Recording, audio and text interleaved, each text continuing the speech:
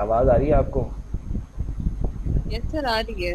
अच्छा, आप लोगों में सबसे सीनियर आप हैं, ठीक है। तो आपके जो भी क्वेश्चन आंसर होंगे तो वो इनके लिए हेल्पफुल होंगे, ठीक है। तो ये सब लोग बिगनर्स हैं बिल्कुल, इनको अभी ज़्यादा वर्डप्रेस के बारे में नहीं पता, ठीक है। तो सर मैं आप क्वेश्चन ही ना करूँ तो? हैं? मैं क्वेश्चन ही ना करूँ तो? नहीं नहीं नहीं, आपको करने पड़ेंगे। आपके माइंड में जितने क्वेश्चन प्रोड्यूस होंगे ना वो इनके लिए हेल्पफुल होंगे, मर गई वो।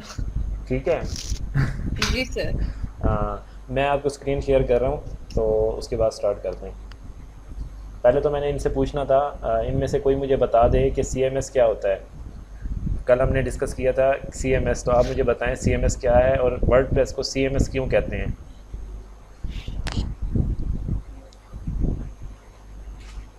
किसी एक को अगर पता हो तो बताएं मुझे, वर्ड प्रेस को सी एम एस क्यों कहते हैं। मैं बताऊं सर। जी जी बताएं। CMS एक कंटेंट मैनेजमेंट सिस्टम है ठीक है। जिसमें के चीज़ों को वेब पे मैनेज किया जाता है, पिक्चर्स, इमेजेस, टेक्स्ट वगैरह को। ठीक है। और वर्डप्रेस भी क्योंकि वेबसाइट्स बनाता है और उस पे पिक्चर्स वगैरह लगी होती हैं, उनको मैनेज करता है, तो इसलिए वर्डप्रेस को CMS कहते हैं। ज़बरदस्त। अच्छा ये बताओ, कोई भी ऐसा, जैसे आपको एक एडमिन पैनल दे दिया जाए जहाँ से आप चीज़ों को मैनेज कर रहे होंगे, किसी भी वेबसाइट को, वर्डप्रेस को छोड़ दें, तो क्या वो सी एम एस होगा या हम सिर्फ वर्डप्रेस को ही सी एम एस कहेंगे? वो भी CMS हो सकता है। हाँ, जहाँ से कंटेंट को मैनेज कर सकते हैं ना आप एक वेबसाइट का, तो वो सी एम एस ही होता है, ठीक है। तो आपने कल मेरे ख्याल से आपने क्वेश्चन किया था ना कि वर्डप्रेस वाली वेबसाइट ज़्यादा अच्छी होती हैं या कोडिंग वाली अच्छी होती हैं, ये आपका सवाल था ना। वो नहीं, हारून का था। हारून का था, हारून है ना, ठीक है। अच्छा तो उसका मैं आपको बता दूं, अगर आप कोडिंग वाली वेबसाइट बनाते हो ना तो उसके लिए आपको ये पता होना चाहिए कि आपको एक सी एम एस भी अलग से डेवलप करना पड़ेगा। डेफिनेटली आपने वेबसाइट को मैनेज तो करना है ना, तो फिर आपको सी एम एस भी डेवलप करना पड़ेगा। कहाँ से आप उसका जो कंटेंट है मैनेज करेंगे, या तो फिर आप कोड के थ्रू मैनेज कर रहे होंगे सब कुछ, समझ रहे हैं ना। जी। हाँ तो अब चलें ठीक है, बाकी अभी किसी को कंफ्यूज नहीं करते, तो स्टार्ट करते हैं जो आज का जो हमने जो चीज़ें शेयर करनी है आपसे। मैं स्क्रीन शेयर करता हूँ।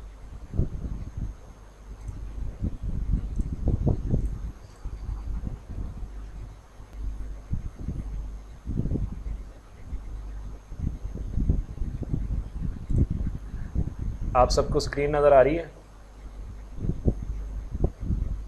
कोई एक बता जी दे। आ जी। रही है। ओके आ ओके। रही है। ओके। अभी एक मेंबर और रह गया, दो रह गए हैं, लेकिन अगर वो ज्वाइन करते हैं, एक मिनट में उनका वेट कर रहा हूँ।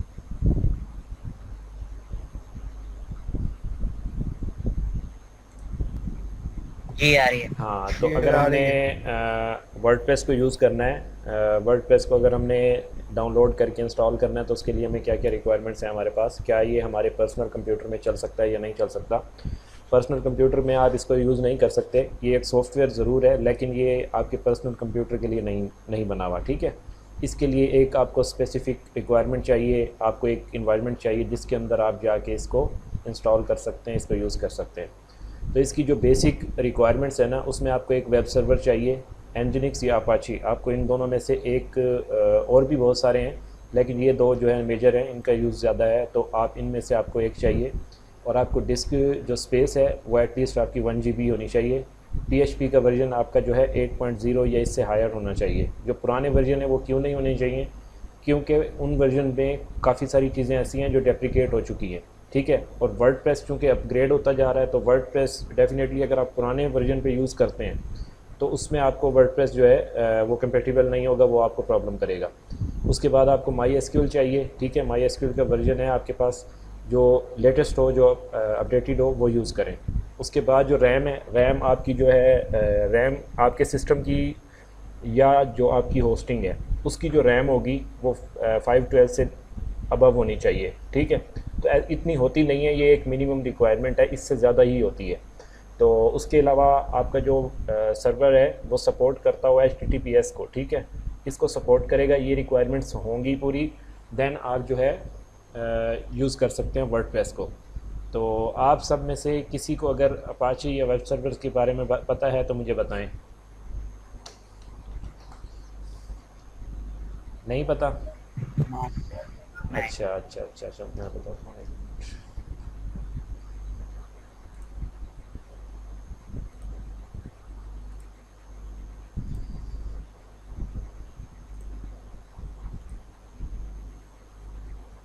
आपको स्क्रीन विजिबल है? जी। अच्छा, ये जब आप गूगल में जाते हैं, यहाँ पे आप टाइप करते हैं अपाची, ठीक है, तो ये आपको फर्स्ट लिंक मिलता है, ठीक है, इस वेबसाइट का। इसमें आप देख सकते हैं कि अपाची जो है HTTP सर्वर है, ठीक है, is a free and open source, ठीक है, क्रॉस प्लेटफॉर्म वेब सर्वर, ठीक है। तो ये अगर आपकी होस्टिंग में होगा या आपके पास जो लोकल होस्ट आप सेटअप कर रहे हैं उसमें होगा, इसकी कॉन्फ़िगरेशन सही से होंगी, देन वर्डप्रेस काम करेगा, ठीक है। तो इसमें आपको अगर ये आपको पर्सनली डाउनलोड करने की ज़रूरत नहीं है, ठीक है, लेकिन सम टाइम ऐसा भी होता है कि एक एक चीज़ आपको अलग से भी करनी पड़ सकती है, ये मैं इसलिए आपको बता रहा हूँ। बाकी इन सब को एक मिला के किस तरह से हमने इनको डाउनलोड करना है, किस तरह से हमने यूज़ करना है, वो सारा आपको मैं आगे बताता हूँ कि किस तरह से आप इनको एक बंडल की सूरत में ये सारी चीज़ें आपको प्रोवाइड कर दी जाती हैं। तो ये इसकी ऑफिशियल वेबसाइट है, यहाँ से आप इसको मज़ीद पढ़ेंगे। जो भी आपने इसका वर्जन जो है डाउनलोड करना है, डाउनलोड का बटन भी दिया हुआ है, आप इसको डाउनलोड भी कर सकते हैं, लेकिन इसको आपने स्टडी ज़रूर करना है कि ये क्या चीज़ है, ठीक है, इसका आपको नॉलेज होना चाहिए, क्योंकि इससे रिलेटेड बहुत सारे एरर्स आते हैं जो आपको आगे मैं दिखाऊंगा। एरर्स भी आएंगे, जो भी वो फेस करेंगे, जो भी आपको होगा वो सारा शेयर करूंगा। बाकी आपने इसको स्टडी ज़रूर करना है। नेक्स्ट हमारे पास है एनजिनिक्स, ठीक है, तो इसकी भी जो है ये भी एक वेब सर्वर है, ठीक है, तो इसको भी यूज़ किया जा सकता है। मतलब कि आप या तो वो यूज़ करेंगे अपाची या आप यूज़ करेंगे एनजिनिक्स, ठीक है। आप इसको यूज़ करके भी अपनी वर्डप्रेस की वेबसाइट बना सकते हैं, अपने सर्वर पे यूज़ कर सकते हैं, आप उसको भी यूज़ कर सकते हैं, ठीक है, ये आपकी अपनी चॉइस है। लेकिन ज़्यादा मार्केट उसकी है, इसको भी यूज़ किया जाता है, लेकिन कुछ चीज़ें इसमें हैं लिमिटेड हैं, उसमें कुछ चीज़ें एक्स्ट्रा हैं, कुछ चीज़ें वहाँ हैं तो वो इस एनजिनिक्स में नहीं है। तो इस वजह से इन दोनों में डिफरेंस होने की वजह से जो है ये जिस कंपनी ने इसको डेवलप की है उसने कुछ एक्स्ट्रा चीज़ें डाली हैं जो उसमें नहीं है। तो ये इस वजह से जो है इन दोनों में लोगों की अपनी चॉइस होती है, कुछ लोग ये यूज़ करते हैं और कुछ वो यूज़ करते हैं। जो एनजिनिक्स है इसमें सम टाइम वर्डप्रेस के बहुत सारे एरर्स आ जाते हैं जो आपको ना कोड के थ्रू जाके उसको फिक्स करना पड़ता है। जो अपाची है वो उसमें बहुत कम ऐसा समझ लें कि एरर्स आते हैं, आते ज़रूर हैं लेकिन बहुत कम आते हैं। तो वो उस सूरत में है कि अगर आपको सर्वर का या होस्टिंग सेटिंग्स किस तरह से करते हैं, सर्वर की इंस्टॉलेशन, सर्वर को सेटअप करना होता है, तो वो उसकी रिस्पॉन्सिबिलिटी होती है। अगर आपके सर्वर में प्रॉब्लम है देन आप अपने क्लाइंट से ये कहेंगे कि आपके सर्वर में प्रॉब्लम है, ना कि आपकी वेबसाइट में है। मतलब ये आपको क्लियर होना चाहिए कि आप ऐसा ना हो कि आप रिस्पॉन्सिबिलिटी लेके बैठे हैं वेबसाइट डेवलप करने की और आप जो है फॉल्ट आ रहा है सर्वर में, तो ये सर्वर की रिस्पॉन्सिबिलिटी जो सर्वर का बंदा होगा उनका वो फिक्स करेगा। लेकिन मैं आपको इसमें काफ़ी सारी चीज़ें सिखा दूंगा, जो कॉमन चीज़ें हैं, जो ज़्यादा इश्यूज़ आते हैं, वो सारे मैं आपको इसमें सिखाऊंगा, ठीक है। नेक्स्ट मैं आपको स्लाइड शेयर करता हूँ।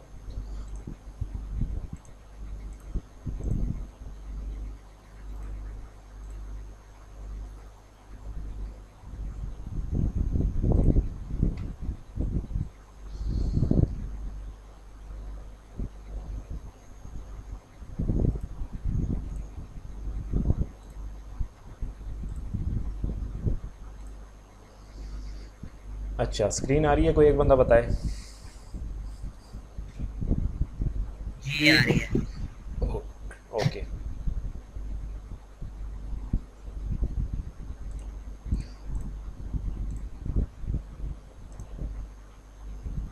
अच्छा, आप सबको लोकल होस्ट के बारे में पता है या नहीं है, लेकिन मैं बता देता हूँ। अगर तो आपने लोकल होस्ट यूज़ करना है ना अपने कंप्यूटर में, अगर आपने एक मिनट, आपको स्लाइड शो नहीं हो रही होगी।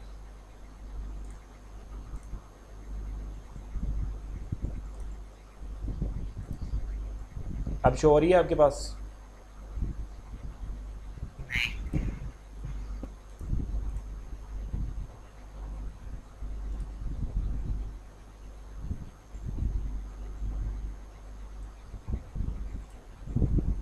ओके, अब शो हो रही होगी। जी। अच्छा, तो लोकल होस्ट जो है, अगर आपके पास होस्टिंग नहीं है, आपने वर्डप्रेस यूज़ करना है, आपके पास होस्टिंग नहीं है, आपने अपने पर्सनल कंप्यूटर में बगैर किसी एक्सपेंस के आपने यूज़ करना है, वर्डप्रेस को भी डाउनलोड करना है, ये भी फ्री है और लोकल होस्ट भी फ्री है। तो इसको आपने किस तरह से यूज़ करना है, किस तरह से डाउनलोड करना है, वो आपको मैं बता देता हूँ। जैम्प जो है ना, पहली चीज़ आपको क्लियर होनी चाहिए, एक फ्री एंड ओपन सोर्स है, इस पर आपको कोई खर्चा नहीं करना पड़ता, ठीक है। बहुत बड़ी बड़ी कंपनीज़, बहुत बड़े बड़े डेवलपर्स जो हैं वो इस सर्वर को यूज़ करते हैं, लोकल होस्ट को, ठीक है। ये आपको क्लियर होना चाहिए, ये नहीं कि सिर्फ एक बिगनर बंदा या बिल्कुल फ्रेश बंदा जो है वो अपनी प्रैक्टिस के लिए यूज़ करता है, नहीं। बहुत बड़ी बड़ी वेबसाइट्स जो हैं वो बनाते हैं, पहले लोकल होस्ट पे बनाते हैं, उसके बाद उसको जो है एक्सपोर्ट करने के बाद उसको जो है लाइव सर्वर पे लेके जाते हैं। और अक्सर यही होता है कि लाइव सर्वर पे वेबसाइट बाद में आती है, पहले उसको लोकल होस्ट पे डेवलप किया जाता है, उसके अंदर जो भी चेंजेस होती हैं, जो भी कोडिंग करनी होती है या कुछ भी उसके अंदर इम्प्लीमेंट करना है, तो वो पहले लोकल होस्ट पर ही होता है। तो ठीक है, तो इसमें मैंने आपको दिखाया था, अपाची दिखाया, आपको एनजिनिक्स दिखाया और माई सिक्वल, PHP, पर्ल, ठीक है। ये सारी चीज़ें क्या होगा, जब आप जैम्प को डाउनलोड करेंगे ना, तो ये सारी चीज़ें उसके अंदर इनबिल्ट हैं, सारी चीज़ें आपको मिल जाएंगी, ये आपको डाउनलोड करने की ज़रूरत नहीं है। लेकिन आपको ये मेक श्योर करना है कि ये देख लें कि वर्डप्रेस जो है वो इन सब चीज़ों को मिला के चलता है, ठीक है। इन चीज़ों के बगैर वर्डप्रेस नहीं चलता। अगर PHP मिस है या PHP वाली जगह पे कोई फॉल्ट है तो आपका वर्डप्रेस नहीं काम करेगा। अगर माईसीक्वल नहीं चल रहा तो फिर भी आपका वर्डप्रेस काम नहीं करेगा। अगर आपकी अपाची में कोई प्रॉब्लम है देन भी आपका जो है वर्डप्रेस काम नहीं करेगा। तो ये सारी सर्विसेज ऑन होंगी, सारी सर्विसेज एक्टिव होंगी आपके लोकल होस्ट पे या आपके लाइव सर्वर पे, देन ये जो है ठीक से काम करेगा वर्डप्रेस, ठीक है। ये सारी चीज़ें आपको क्लियर होनी चाहिए।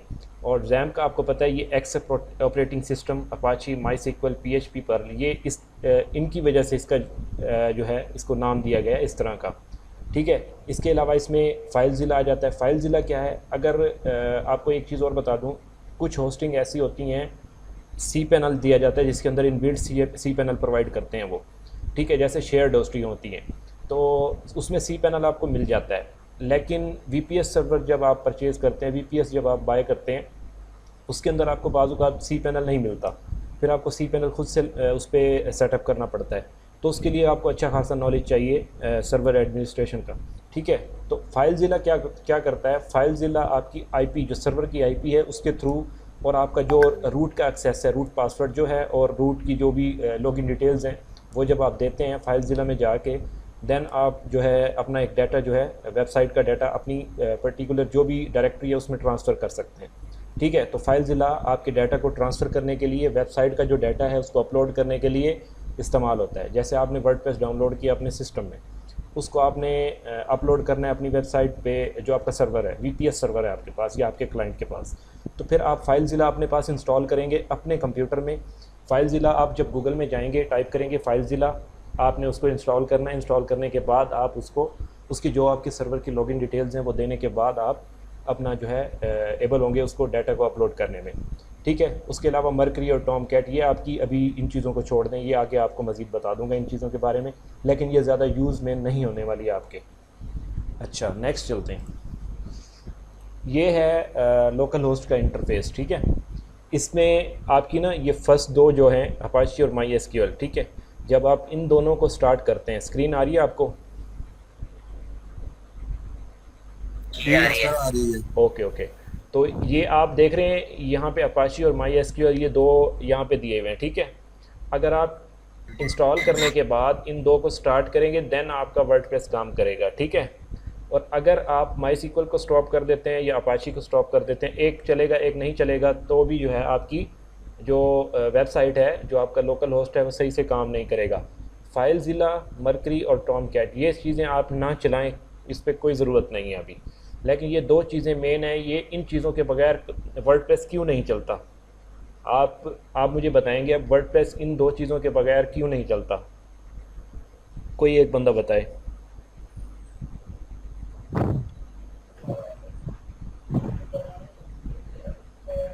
सर मतलब वर्डप्रेस जिस सर्वर पे चल रहा होता है वो सर्वर ये प्रोवाइड कर रहे होते हैं, हम्म, तो और अगर हम वैसे सर्वर को ऑफ कर देंगे तो फिर और नहीं और देगा रिस्पॉन्स। और MySQL क्यों ज़रूरी है?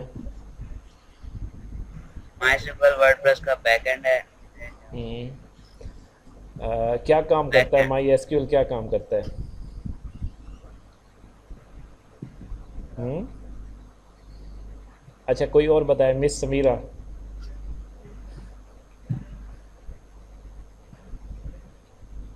हेलो।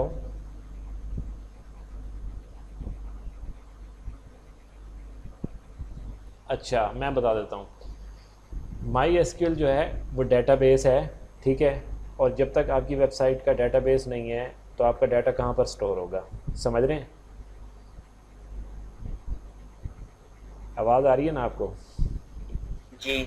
माई एसक्यूएल क्या करता है? माई एसक्यूएल वर्डप्रेस के लिए डेटाबेस के तौर पे इस्तेमाल होता है। ये एक डेटाबेस सर्विस है और वर्डप्रेस यूज़ करता है माई एसक्यूएल को। ये आपको क्लियर होना चाहिए कि जैसे वर्ड आपको मैंने बताया कल कि पीएचपी जो है, पीएचपी में बना हुआ है वर्डप्रेस, ठीक है।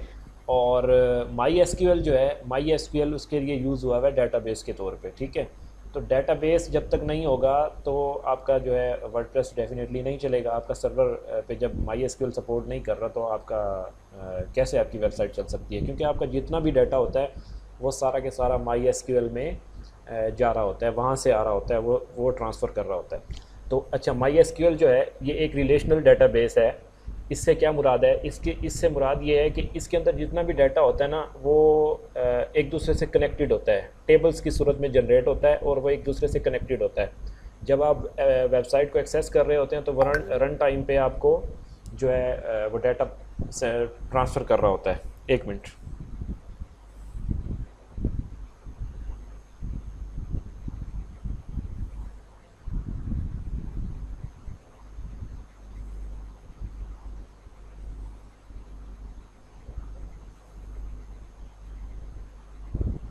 अच्छा, तो डेटाबेस की ये तो क्लियर हो गया ना आपको, या कोई चीज़ नहीं आई समझ? ये क्लियर है। ओके। अच्छा, अब आप नेक्स्ट स्लाइड आपके पास आ रही होगी, शो हो रही है ना? यस। अच्छा, इसमें आप दो चीज़ें देख सकते हैं, दोनों ग्रीन है, ठीक है। माई एसक्यूएल और अपाची ये दोनों ग्रीन हुई हुई हैं और आगे पोर्ट लिखा हुआ है। ये पोर्ट जो है 80,443 और 3306, ये क्या चीज़ें हैं? ये आप मुझे बताएं ज़रा, जो आपको जवाब आता है आप मुझे बता दें। सर मतलब ये रास्ता है कि इस सर्वर का ये वाला पार्ट चलाओ, इस तरह से कुछ। हाँ, ये अपाची जो है ना ये इस पोर्ट पे काम कर रहा है और इस पोर्ट पे काम कर रहा है। और माई एसक्यूएल की जो पोर्ट होगी वो 3306 होगी। इस 6 पे माई एसक्यूएल काम कर रहा है और इस पे पोर्ट 80 और 43 पे काम कर रहा है, मतलब कि अपाची। मुझे ये बताएं कि अगर पोर्ट 80 जो है काम ना करे तो फिर आपकी वेबसाइट काम करेगी? यस, क्योंकि 443 चल रहा है। नहीं, फिर भी वेबसाइट काम नहीं कर सकती कुछ सर्वर्स में, लेकिन कुछ सर्वर्स में काम कर सकती है। और अगर ये आपकी जो पोर्ट है माई एसक्यूएल वाली ये स्टॉप हो जाए या इसमें कोई प्रॉब्लम आ जाए, इसको आप ऑन ऑफ कर सकते हैं, ठीक है। आप थ्रू एसएसएच जाके टर्मिनल से आप इसको ऑफ कर देते हैं। तो मुझे फिर बताएं आप इसकी आपकी वेबसाइट पे क्या प्रॉब्लम आएगी? क्या आपका वर्डप्रेस क्या एरर देगा, ये बताएं आप। मतलब डेटाबेस नहीं लोड हो पा रही। हाँ, ये एरर आएगा कि आपकी वेबसाइट का माई सीक्वल यानी कि आपकी वेबसाइट कनेक्ट नहीं हो रही डेटाबेस से, ठीक है। डेटाबेस से रिलेटेड ही एरर आएगा। अच्छा, एरर जब आएगा आपके फ्रंट एंड पे, आपने वहाँ पे सर्च जब देखेंगे एरर को तो आपको फ़ौरन से पता लग जाना चाहिए कि जब आप एरर में पढ़ेंगे ना तो आपको पता लग जाना चाहिए कि अच्छा मेरा प्रॉब्लम जो है डेटाबेस में है, या तो मेरे डेटाबेस की पोर्ट काम नहीं कर रही, या तो मेरा डेटाबेस क्रैश हो गया, या तो मेरा डेटाबेस करप्ट समझ लें, या फिर मेरे डेटाबेस का जो और वेबसाइट का जो कनेक्शन है ना, जो उसकी लॉगिन डिटेल्स हैं, आपके डेटाबेस का पासवर्ड, आपके डेटाबेस का नाम, उसमें कोई प्रॉब्लम है।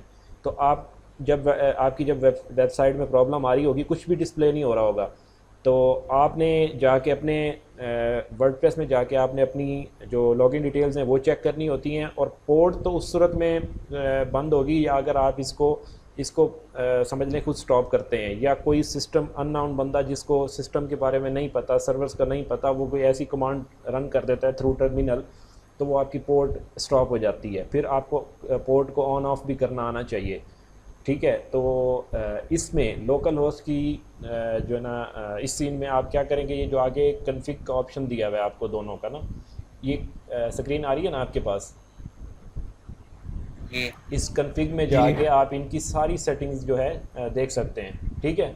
तो ये सारी के सारी इसकी मैं आपको कॉन्फ़िगरेशन फाइल्स दिखा दूंगा। तो मज़ीद इसकी जो है ना आप ये आपको पता होना चाहिए कि अगर आप सोल्यूशन ढूंढते हैं, आपको एरर आता है, आप उसको गूगल करते हैं, गूगल पे जाते हैं, गूगल पे जाने के बाद आपको कोई एक सोल्यूशन समझ आता है कि सही है जी, मैं लोकल होस्ट यूज़ कर रहा हूँ और मेरे पास माई सीक्वल का प्रॉब्लम आ रहा है, तो मैं इसको कैसे जो है ना फिक्स करूँ। तो आपने वो आपको बताते हैं, कहीं लिखा हुआ है, कुछ किसी ने कमेंट किया हुआ है या कोई आर्टिकल लिखा हुआ है, तो वो आपको कहते हैं कि आप लोकल होस्ट में कन्फिग में जाएं, लाइन नंबर फलां फलां पे जाएं और ये चीज़ इस तरह से, या ये कोड इंप्लीमेंट करें, या इस कोड को डिलीट करें, या इस कोड को चेंज करें। तो आपको ये चीज़ें पता होनी चाहिए। फिर आप जो है इसको यहाँ से आप जो है इस फाइल को ओपन कर सकते हो, या दूसरा जो जहाँ पे आपने इंस्टॉल किया हुआ है जैम्प को, उसके अंदर जो उसकी कोर फाइल्स हैं, उन कोर फाइल्स में जाके भी आप इसकी फ़ाइल्स को एडिट कर सकते हो।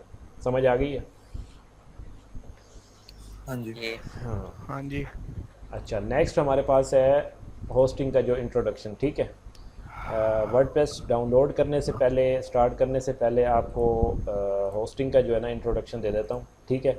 देन हम जो है वर्डप्रेस को डाउनलोड और इंस्टॉल वाला नेक्स्ट उसमें चलेंगे। पहले नंबर पे आपके पास होती है शेयर्ड होस्टिंग, ठीक है। शेयर्ड होस्टिंग आपको वैसे इनका आगे आने वाला है, सारी डिटेल आएगी इसके बारे में। और शेयर्ड होस्टिंग इन शॉर्ट आपको बता दूं, शेयर्ड होस्टिंग ऐसी होस्टिंग होती हैं एक ही सर्वर पे मल्टीपल वेबसाइट्स पड़ी होती हैं, ठीक है, डिफरेंट लोगों की, ज़रूरी नहीं है कि आपकी। एक मिसाल है, आपने शेयर्ड होस्टिंग परचेज़ कर ली, आपके पास 50 वेबसाइट्स हैं, आप कर सकते हैं 100 तक कर सकते हैं। आपके पास 50 वेबसाइट्स हैं, आपने अपलोड कर दी, 50 आपकी हैं, 50 मेरी हैं, 50 किसी और की हैं। तो इस तरह से आप सबकी एक ही सर्वर पे पड़ी होंगी।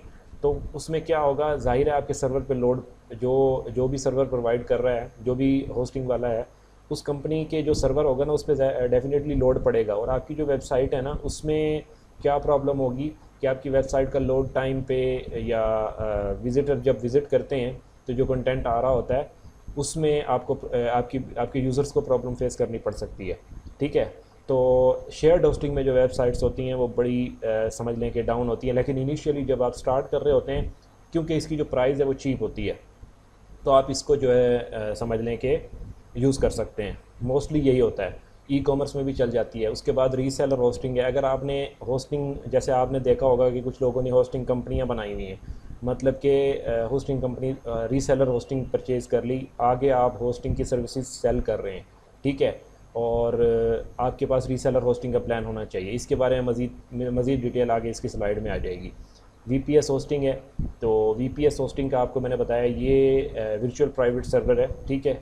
ये बहुत ज़्यादा यूज़ होने वाला है, और इसकी जितनी भी कॉन्फ़िगरेशन, जितनी भी सेटिंग्स हैं, वो आपको ख़ुद करनी पड़ती हैं।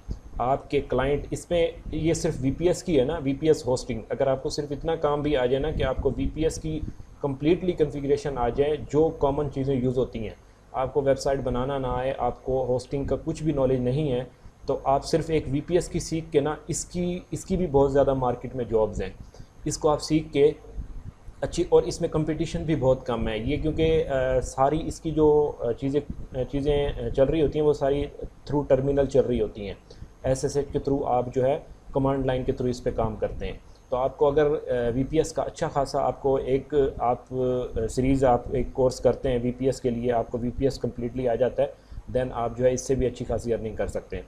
उसके बाद डेडिकेटेड होस्टिंग है, इसके बारे में तफसील आएगी। क्लाउड होस्टिंग, क्लाउड का आपको बता दूं, क्लाउड जैसे गूगल क्लाउड, अमेज़ॉन क्लाउड, ये भी बहुत ज़्यादा यूज़ होने वाली हैं। और ये बड़े बड़े जो कंपनीज़ हैं जिनके पास ज़्यादा बजट है, या बहुत ज़्यादा उन्होंने, उनका डाटा बहुत ज़्यादा है, या उनको सिक्योर रखना है, तो वो क्लाउड होस्टिंग ही यूज़ करते हैं। AWS का नाम आपने सुना होगा, अमेज़ॉन का जो है ना, अमेज़ॉन का क्लाउड है वो। तो उस पर बहुत लोग ऐसे हैं, USA में, UK में बहुत ज़्यादा यूज़ होता है ये। तो USA में मोस्टली बहुत ज़्यादा क्लाइंट मिलते हैं आपको AWS के। तो वहाँ पे आप अगर इसको सीखना चाहते हैं क्लाउड को, ये थोड़ी आपको डिफ़िकल्ट होगी स्टार्ट में। ये VPS और ये दोनों ही ईजी नहीं है इतना, लेकिन यह है कि अगर आप कंटिन्यूसली लगे रहते हैं तो आप इसको सीख सकते हैं। उसके बाद है वर्डप्रेस होस्टिंग। तो वर्डप्रेस होस्टिंग क्या होती है, इसमें सिर्फ आप वर्डप्रेस ही यूज़ कर सकते हो, सही है। वर्डप्रेस इसके अंदर आपको वर्डप्रेस की जितनी चीज़ें जो रिक्वायर्ड होती हैं वो सारी आपको प्रोवाइड करते हैं वो। इसमें जैसे शेयर्ड होस्टिंग है ना, इसमें और वर्डप्रेस वाली होस्टिंग में डिफरेंस आपको बता देता हूँ। इसका डिफरेंस ये है कि शेयर्ड होस्टिंग में आपको एक मिसाल है, आपके पास वेबसाइट आ गई किसी और CMS की, आपने इसके अंदर अपलोड करनी है, PHP लारावेल की आ गई, तो आपने वो आप इस पर यूज़ कर सकते हैं। और जबकि वर्डप्रेस होस्टिंग में आप वो यूज़ नहीं कर सकते। इसमें सिर्फ वही यूज़ होगी जो वर्डप्रेस में डेवलप होगी या बिल्ड होगी। शेयर्ड होस्टिंग में क्या होगा, शेयर्ड होस्टिंग में जो PHP की वेबसाइट्स हैं, लारावेल की है या किसी और फ्रेमवर्क में डेवलप हुई हुई है, या HTML की स्टैटिक वेबसाइट है, वो भी इस पर आप अपलोड करके अपनी डोमेन के साथ इसको कनेक्ट करके लाइव कर सकते हो। लेकिन वर्डप्रेस होस्टिंग के केस में आपको वर्डप्रेस ही होगी। बाकी है मैनेज होस्टिंग, ये आपको नेक्स्ट जो है आने वाली उसमें शेयर कर दूंगा। अच्छा, शेयर्ड होस्टिंग, इसके बारे में मैंने आपको काफ़ी चीज़ें बताई हैं, तो आपको मज़ीद बता देता हूँ। ये हैं provider, Namecheap, HostGator, SiteGround, InMotion hosting, Bluehost, Hostinger और A2 होस्टिंग। ये क्या करते हैं, ये आपको होस्टिंग प्रोवाइड करते हैं। देन आप जो है अपना वर्डप्रेस जो है, आपने अगर वर्डप्रेस में वेबसाइट बनानी है, जब भी आपको ज़रूरत पड़ती है होस्टिंग की, ये अगर किसी को ये समझ नहीं आ रही तो ये भी आपको वर्डप्रेस बगैर होस्टिंग के नहीं चलता, ये आपको पहले चीज़ें क्लियर होनी चाहिए। अच्छा, शेयर्ड होस्टिंग आपको यहाँ पर लिखा हुआ नज़र आ रहा होगा, multiple websites are hosted on a single server. एक सर्वर पर आपकी डिफरेंट वेबसाइट्स, मल्टीपल वेबसाइट्स पड़ी होती हैं आपके दूसरे जो भी उस होस्टिंग प्रोवाइडर के। एक मिसाल है, हमने परचेज़ कर ली नेमचीप से। नेमचीप से अगर हमने होस्टिंग परचेज़ की है शेयर्ड होस्टिंग, तो आपकी भी वेबसाइट पड़ी हुई है उधर, मेरी भी पड़ी हुई है, किसी और की भी पड़ी हुई है। तो इस तरह से काफ़ी सारी वेबसाइट्स एक सिंगल सर्वर पे पड़ी होती हैं। तो उसके अलावा जो है ज़ाहिर है उसके जो सर्वर की रिसोर्सेज होंगी ना, उस पर डेफिनेटली लोड पड़ेगा। तो क्योंकि वो एक शेयर्ड होस्टिंग है, उस पर बहुत ज़्यादा वेबसाइट्स एक ही सर्वर पे पड़ी हैं, तो वो जो उसकी बैंडविड्थ है, बैंडविड्थ का आपको पता है किसी को?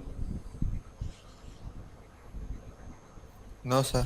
बैंडविड्थ का मतलब ये होता है कि जो अमाउंट ऑफ डाटा, इतना जो आपकी वेबसाइट जो है ना वो ट्रांसफ़र कर रही होती है यूज़र को। जब यूज़र आप आके टाइप करता है ना, एक मिसाल है, आके टाइप करेगा google.com या आके टाइप करता है namecheap.com, कोई भी वेबसाइट आके ओपन करेगा ना, जो उसको डाटा डिलीवर हो रहा होता है, जो उसके पास आ रहा होता है ना, वो बैंडविड्थ में ही काउंट हो रहा होता है, उसके थ्रू आ रहा होता है। अगर आपकी होस्टिंग VPS है देन आपकी बैंडविड्थ जो है वो अच्छी होगी। अगर आपकी शेयर्ड होस्टिंग है तो इसमें डेफिनेटली प्रॉब्लम होगी, आपकी वेबसाइट स्लो ही उस पर अपलोड हो रही है, शो हो रही होगी यूज़र को। तो ये इसमें डिफरेंस है। इसी वजह से लोग शेयर्ड होस्टिंग कम परचेज़ करते हैं, क्योंकि जो वेबसाइट की स्पीड है, अगर आपकी एक अच्छी ई-कॉमर्स की वेबसाइट है, उसमें बहुत ज़्यादा प्रोडक्ट हैं, एक मिसाल है, आप किसी API के थ्रू किसी दूसरे प्रोडक्ट जो सप्लायर है उससे आप फैच कर रहे हो, तो वो हर टाइम पे खुद ब खुद ऑटोमेटेड आपके प्रोडक्ट को फैच कर रहा होता है। वो फैच करके वो आपकी वेबसाइट पे अपलोड हो रहे होते हैं ऑटोमेटिकली। तो वो 10,000 या 15,000 प्रोडक्ट हो जाता है, तो वो ज़ाहिर है आपकी वेबसाइट तो डाउन होगी, सर्वर के इतने रिसोर्सेज होंगे नहीं, वो सपोर्ट नहीं करेगा, तो वो डाउन होगी। तो इस वजह से जिनकी वेबसाइट ज़्यादा होती हैं या जो ज़्यादा डाटा वहाँ पे यूज़ करना चाहते हैं, तो वो VPS सर्वर जो है वही परचेज़ करते हैं। तो VPS आम जो इंडिविजुअल पर्सन है वो VPS ही यूज़ करता है। बाकी क्लाउड सर्वर जिसके पास अच्छा बजट है, वो मंथली बजट अफोर्ड कर सकता है, वो क्लाउड सर्वर यूज़ करता है। वरना अगर नॉर्मल पर्सन है जिसके पास अभी इतना ज़्यादा बजट नहीं है, वो शेयर्ड होस्टिंग ही यूज़ करता है। तो इसकी आप जो है प्राइस आपको मैंने बता दी, बिल्ट इन cPanel। तो ये बहुत अच्छा फ़ीचर होता है कि इसके अंदर आपको cPanel मिल जाता है, वरना cPanel की जो मंथली कॉस्ट है ना, वो भी आपको प्रॉब्लम करेगी। वो अगर आप VPS परचेज़ करते हैं तो उसमें cPanel नहीं होता, उनकी मंथली फ़ीस भी होती है लेकिन cPanel भी नहीं होता आपको, cPanel फ्री में नहीं देते वो, उसके लिए फिर आपको अलग से WHM और cPanel के जो लाइसेंस है वो परचेज़ करना पड़ता है। टेक्निकल सपोर्ट शेयर्ड होस्टिंग में मिलती है। अगर आपको कोई प्रॉब्लम आ गया है तो आपने जस्ट उनकी सपोर्ट पे जाना है और उनको जो भी आपकी वेबसाइट की प्रॉब्लम है आप उन्हें शेयर करके अपनी प्रॉब्लम जो है वहाँ से रिजॉल्व करा सकते हैं, फिक्स करा सकते हैं, वो आपको सपोर्ट देंगे। क्यों? क्योंकि उन्हें पता है कि ये जो बंदा शेयर्ड होस्टिंग परचेज़ की हुई है जिसने, इस बंदे के पास इतना टेक्निकल एक्सपर्टीज़ इसकी नहीं है कि ये इसको खुद फिक्स कर सके। हालांकि आप कम बजट वाली होस्टिंग परचेज़ की हुई है आपने, लेकिन उनकी टीम है सिर्फ ये है कि यूज़र अपना जो है समझ लें कि यूज़र को इंगेज रखने के लिए अपनी जो प्रोवाइडर उनकी जो कंपनी है, नेमचीप है एक मिसाल है, या होस्टिंगर है, तो ये उसको सर्विसेज इस वजह से देते हैं ताकि हमारा जो ऐसा यूज़र जिसको टेक्निकल नॉलेज नहीं है तो वो ऐसे ना चला जाए, वो किसी और बंदे के पास जाके सर्विस ना ले।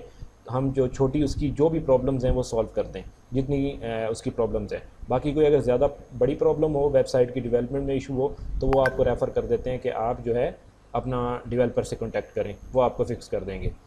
तो इस हद तक कोई क्वेश्चन है तो बताएं। मेरा एक क्वेश्चन था कि जैसे शेयर्ड होस्टिंग है जी। इसमें काफी सारी वेबसाइट एक ही सर्वर पे चल रही हैं। हाँ हाँ। तो मतलब जो यूजर आता है आगे से क्लाइंट, वो एक्सेस कैसे करता है हर वेबसाइट को अलग-अलग? यूज़र समझा नहीं मैं आपका सवाल। मतलब जैसे एक मिसाल है कि google.com है और youtube.com है, जी। ये एक ही सर्वर पे चल रही हैं। हाँ, तो मतलब इनके डोमेन नेम से डिफरेंस होता है इनमें? इनमें डोमेन नेम से नहीं। देखें, आपका ना जो डोमेन है वो लेबल किया हुआ होता है, उसको पॉइंट किया हुआ होता है एक आईपी एड्रेस से। जब आप परचेज़ करते हैं ना होस्टिंग, शेयर्ड होस्टिंग आपने परचेज़ कर ली और मैंने भी परचेज़ कर ली, ठीक है, एक ही कंपनी से परचेज़ कर ली, नेमचीप से, दोनों ने। आपको अलग आईपी एड्रेस मिलेगा, मुझे अलग आईपी एड्रेस मिलेगा। आपके आईपी एड्रेस पे आपकी होगी, आपका नाम क्या है? उमर। आपकी आईपी एड्रेस पे होगी umar.com, ठीक है, ये डोमेन इस पे लगी हुई होगी, और मेरे आईपी एड्रेस पे मेरे नाम से डोमेन लगी होगी। तो जो आईपी एड्रेस होगा ना वो दोनों का डिफरेंट होगा। सर्वर एक होगा लेकिन उसको आईपी एड्रेस डिफरेंट वाला असाइन कर दिया जाएगा। आपका डाटा अलग स्टोर होगा, मेरा डाटा सर्वर में अलग जाके स्टोर होगा। सर्वर सेम होगा लेकिन हमारा आईपी, जैसे हम फोल्डर्स बनाते हैं अपने पर्सनल कंप्यूटर में, ड्राइव्स हैं हमारे पास, इस तरह से ना वहाँ पे डाटा स्टोर हो रहा होता है। जब यूज़र आएगा, वो जब umar.com को विज़िट करेगा ना, तो वो उसको डाटा, सर्वर वही होगा जिस पे मेरा भी डाटा पड़ा हुआ है, लेकिन वो कॉल करेगा आईपी को। आईपी से जब आईपी पे जब कॉल होगी तो आईपी के अंदर जितना भी आपके आईपी में पीछे जिसके साथ पॉइंट हुई हुई है, जिस होस्टिंग के साथ पॉइंट हुई हुई है, उससे जो भी जितना डाटा उसे मिलेगा वो उसको डिस्प्ले करा रहा होगा। अगर कोई बंदा आएगा मेरी वेबसाइट पर तो फिर वो क्या करेगा, वो मेरा आईपी एड्रेस डेफिनेटली पॉइंट होगा मेरी डोमेन के साथ। फिर वो ये देखेगा कि ये जो होस्टिंग का जो आईपी एड्रेस है इस पे कौन सा डाटा पड़ा हुआ है, वो उस डाटा को उठाएगा और डिस्प्ले करा देगा, ठीक है। तो एक ही सर्वर से आ रही होंगी, उधर से भी आ रही होंगी, जाहिर ये इसी वजह से तो कह रहा हूँ ना कि शेयर्ड होस्टिंग में प्रॉब्लम होती है, क्योंकि उधर से मेरे यूज़र्स की कॉल्स जा रही हैं, उधर से आपकी कॉल्स सर्वर पे कॉल्स जा रही हैं, वहाँ से भी डाटा आ रहा है और वहाँ से भी डाटा आ रहा है। समझ आई है? और कोई चीज़? नहीं, बस किसी ने कुछ पूछना है तो बता दें।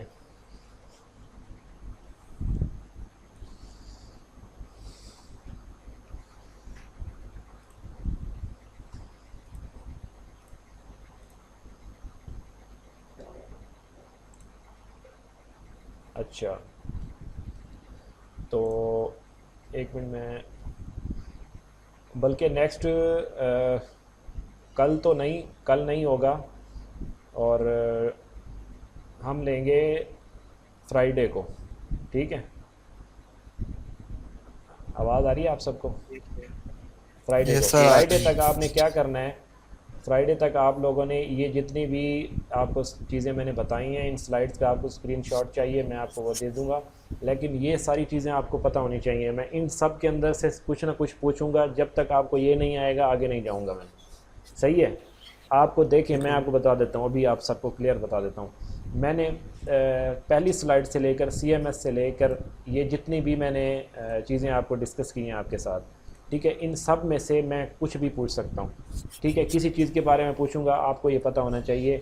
इन चीज़ों का जब नॉलेज आपको क्लियर होगा ना, देन आगे मूव कर जाएंगे, ठीक है। और सिर्फ अगला जो हमारा जो अगली क्लास है उसके बाद हम प्रैक्टिकल उस पर चले जाएंगे, ठीक है। वर्डप्रेस की इंस्टॉलेशन पे चले जाएंगे, डाउनलोडिंग, ये सारी चीज़ें उस पर चले जाएंगे। लेकिन ये सारी चीज़ें आप लोगों ने मुझसे 1 बाय 1 मैं पूछूंगा, बाय नेम पूछूंगा, ठीक है। तो आप सब लोगों ने ये प्रिपेयर करके आना है, ठीक है। मैं ये चाहता हूँ कि जब ये कोर्स कंप्लीट हो ना, तो आप कम से कम ये ना करें कि जो है मुझसे पूछने की बजाय आप गूगल पे जाके ना, आपको पता होना चाहिए कि मुझे ये प्रॉब्लम आ रही है तो मैं ये फौरी इसको रिज़ॉल्व कर सकता हूँ। अगर आपको वन टाइम पे नहीं हो रही ना, तो आपको पता हो कि इसका सोल्यूशन मुझे ढूंढना कैसे है, मैं इसको कैसे फ़िक्स कर सकता हूँ। तो इन सारी चीज़ों का आपको पता होना चाहिए। ये आपका और जो है आपको फ्राइडे तक टाइम है। फ्राइडे वाले दिन आप लोग ये 1 बाय 1 आप लोग मुझे बताएंगे। हम एक लंबा जो है सेशन लेंगे, उसमें आप सारी चीज़ें बताएंगे, देन आगे मूव करेंगे। ठीक है सर जी, फ्राइडे को क्लास भी 2 बजे ही होगी? हाँ 2 बजे, बल्कि फ्राइडे को 2 बजे नहीं होगी।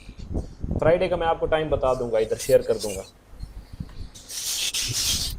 तो ये स्लाइड्स ग्रुप में आएंगी? हाँ, ये इसी कम्युनिटी जो है ना, इसमें सारी स्लाइड्स जितनी हमने पढ़ी हैं ये सारी शेयर कर दूंगा। ठीक है, लेकिन ये सारी चीज़ें आपने प्रिपेयर करनी है। ये प्रिपेयर करके, मैं ये नहीं चाहता कि इस जैसे लोग वर्डप्रेस पढ़ते हैं ना, मतलब कि कभी पोस्ट लगानी पड़ ली, कभी पेजेस क्रिएट करने पड़ लिए, इस तरह से नहीं हमने करना। हम प्रॉपर एक जिस तरह से किसी चीज़ को पढ़ने का हक़ है ना, हम वैसे पढ़ेंगे। हम इस तरह से नहीं पढ़ेंगे। ये ना हो कि उसके बाद आपको ये चीज़ें फिर कहीं और से सीखनी पड़े, कहीं और जाना पड़े। आपको सारी चीज़ें जो आपके क्वेश्चन है ना, आपको अगर आपको कंफ्यूज होने की ज़रूरत नहीं है, आप मुझसे बोलें, जैसे भी है ना आप बोल दें। आप कोई अपना क्वेश्चन खुद को भी पसंद नहीं है ना, आप मुझे बोल दें, पूछें मुझसे, जो भी पूछना है ना, जो भी आपके दिमाग में कोई क्वेश्चन प्रोड्यूस हो रहा है, आप पूछें मुझसे, मैं उसका जवाब दूंगा। ठीक है, यस सर। ओके, ठीक है, थैंक यू सो मच।